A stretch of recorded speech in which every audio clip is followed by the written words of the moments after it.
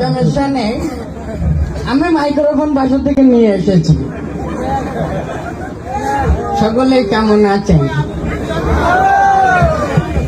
আজকের এই বিশেষ আলোচনা সভায় আপনাদের মাঝে উপস্থিত আছেন এলাকারই ধৈর্যকুল, যার হাসিতে ঝরে বকুল, যার চরিত্র ডিমির কুসুমের মতন পবিত্র।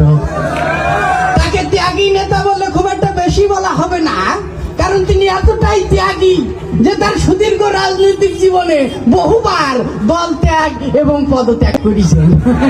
জি, সংসারে গৃহ শান্তি বজায় রাখার জন্য একাধিকবার স্ত্রী ত্যাগ করেছেন। এই যে তোর কবুলের মাঝে মধ্যে উদ্যোগ হয়, আমরা অনেকেই ভাত খেতে পারিনি, তিনিও কিন্তু ভাত খান না, কারণ তিনি ভাত ত্যাগ করেছেন। জি, আমি 1 মিনিটের ভিতরে শেষ করে দিচ্ছি। জি জি, আমি 1 মিনিটের ভিতরে শেষ করে দিচ্ছি।